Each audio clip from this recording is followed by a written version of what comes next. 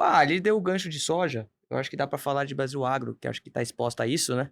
Acho que pode Perfeito. começar por aí. Deixa eu só anotar aqui. Então, Brasil Agro, né?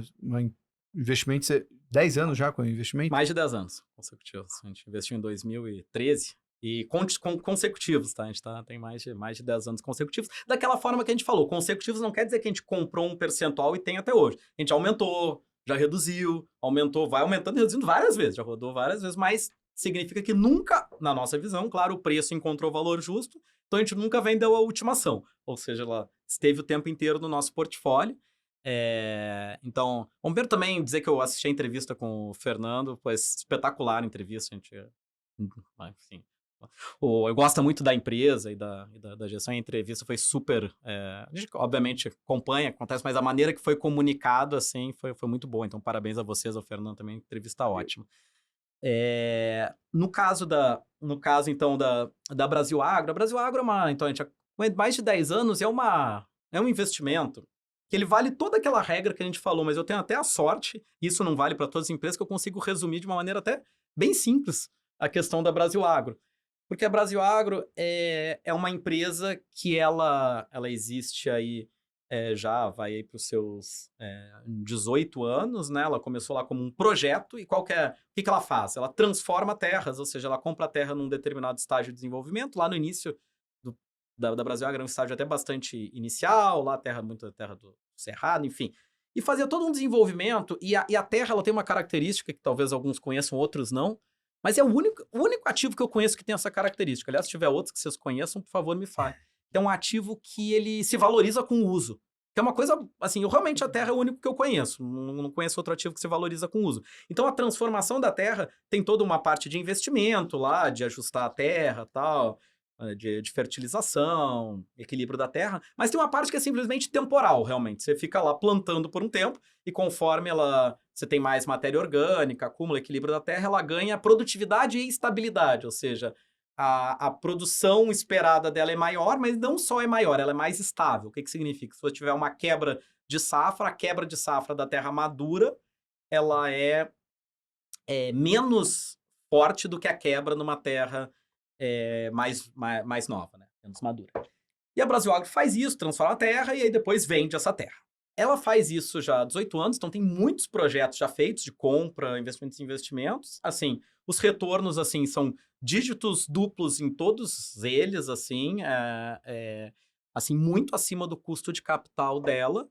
E quando a gente fazia o exercício teórico lá atrás, quando a gente começou a analisar ela, uns 12 anos do passado, você olhava teoricamente o projeto e dizia, nossa, isso tem tudo para dar um retorno duplo dígito real no mínimo. No mínimo.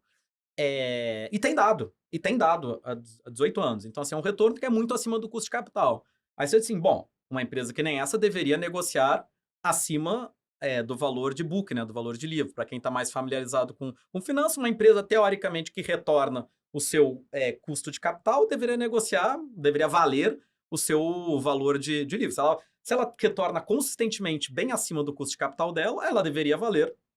Ela vale, não é que ela deveria valer, ela vale, porque uma coisa é valor e outra é precificação. Ela vale bem mais que o valor de livro dela, ou mais, enfim. O caso da Brasil Agro tem uma consistência de entrega e é uma consistência teórica, ou seja, o projeto, quando você faz a conta, ele dá isso, e quando na prática também, porque eles estão há anos entregando. Só que a questão é que ela negocia com descontos em relação ao valor de livro dela, às vezes 30%, 40%. Aí varia um pouco, mas ela tem sempre um desconto substancial em relação ao valor de livro. Claro que a gente tem um valuation, que a gente falou de perpetuidade, que a gente falou, mas um valuation de perpetuidade de uma empresa que tem retornos.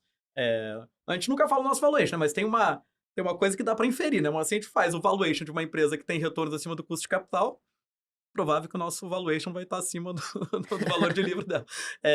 E ela negocia com bastante desconto, varia, mas é sempre com um bom desconto em relação ao valor de livro. E tem uma característica... Falei. Não, é só uma dúvida específica sobre a Brasil Agro. Quando você tem um investimento de 10 anos que trouxe um bom resultado, mas não dá para dizer que ela virou uma blue chip, né? Virou uma empresa, virou mainstream, ali todo mundo acompanha e tal. Ao que você associa isso? De fato, ela é uma empresa que ela vai ter um tamanho pequeno, porque ela não é algo tão escalável, ou ela ainda tem um potencial para ser destravado? Acho que estão até falando assim, agora, a última vez que a gente fez o investimento, só fala, porque às vezes tem um pouco, não de vocês aqui, mas eu sei que não é essa a pergunta que você está fazendo, mas vou responder uma pergunta que às vezes as pessoas têm. Pô, então você está há 10 anos com ela, significa que não foi um bom investimento até hoje e tal. Então, assim, só se essa pergunta está na cabeça de alguns, eu acho que talvez esteja. Assim, a última vez que a gente analisou, se a gente tivesse simplesmente comprado e ficado com a Brasil Agro, ela teria dado uns 400%, a última vez que a gente viu. Mas, na verdade, ela estava dando pra gente 600, tá? Por causa dessas compras e vendas. Então, assim, o pessoal fala, pô, mas o que acontece se daqui a 10 anos ela não tiver chegado no valor justo também? Tá ótimo, se ela continuar entregando o que ela tá entregando, de resultado a gente vai ficar mais 10 anos feliz com ela, aumentando, reduzindo. Mas, endereçando mais diretamente a sua questão, Salomão, acho que tem algumas dificuldades que passam, assim, pelo entendimento do setor. O setor agrícola tem desde coisas bem simples, mas simples, assim, dizendo, bem básicas, né? Tipo, a contabilidade dele é muito diferente. Tem poucas empresas na bolsa, então tem poucos incentivos para mais gente olhar para a empresa. E tem também essa questão até que a gente estava discutindo aqui. Eu falei, tem a nossa visão, Charles River, do nosso time, da nossa maneira de pensar, que commodities têm, com essa característica, ainda mais com uma empresa que entrega tanto um risco menor do que outras empresas. Mas, como vocês bem falaram, eu sei que vocês estavam reproduzindo a visão do mercado adequadamente. Na provocação aqui saudável, a visão do mercado é que é mais arriscado. E aí tem commodity que, pô, o pessoal já acha arriscado. De fato, é uma commodity, ele vende commodities. Mas outra, ainda tem um negócio que eu até comentei, ainda tem o negócio da chuva. Chove, não chove, sabe? Pô, você tem que prever o próximo ano, o próximo ano da Brasil Agro tem uns complicado, você não sabe quanto que vai dar. Então, assim, acho que praga. Então, você tem incertezas de curto prazo. Então, você tem um setor que é pouco, ele ainda é pequeno, infelizmente, na Bolsa, muito subrepresentado versus a nossa economia, né? Que ele vende commodities, ele é difícil de entender, ele tem incertezas climáticas, tem incertezas de pago, então tem muita coisa ali em volta. E a gente acha também que a Brasil Agro poderia deixar mais claro algumas questões da governança dela, que também acho que ajudariam a eliminar riscos. O controlador dela tem terras, então a gente acha que assim, pô, o controlador declara que nunca iria fazer uma transação com as terras da Argentina. Perfeito, já falou pra gente diversas vezes, a gente falou diversas vezes com o controlador, comenta. Mas a gente acha que seria bom também colocar isso por escrito. E uma pergunta que eu tenho, você disse que você não gosta de empresas que podem, de certa forma, estão expostas ao governo de alguma forma, seja imposto, alguma coisa. Empresas do agro geralmente pagam muito pouco imposto. Quando pagam, como que você coloca esse risco na conta da Brasil Agro? Eu não sei o quanto que ela paga de imposto, mas assim, o quanto que você coloca na conta isso? A gente. Elas são empresas que são essencialmente na parte. Elas têm o benefício das exportadoras. Então, assim, a gente.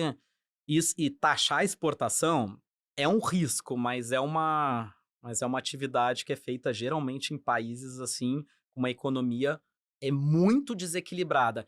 E tipicamente, quando você faz isso, você tem um disparado câmbio que é gigantesco. Então, se a gente começar a taxar exportação, acho que a gente teria um benefício cambial para o Brasil Agro, talvez mais que superasse. Digo tudo isso para dizer que a gente não coloca uma premissa de taxação de exportação, ou seja, resolvendo fazer tipo umas retenções na Argentina, eu acho que o câmbio do Brasil dispara e o Brasil Agro mais que ganha. Isso aí pode ter um outro modo que você dizer, pô, mas e se o Brasil começar a controlar o câmbio que nem a Argentina? Bom, aí eu acho que a Brasil Agro vai estar mal, mas eu acho que vai ter outras empresas que vão estar muito pior, assim, querendo ou não, ela tem um ativo real, tal.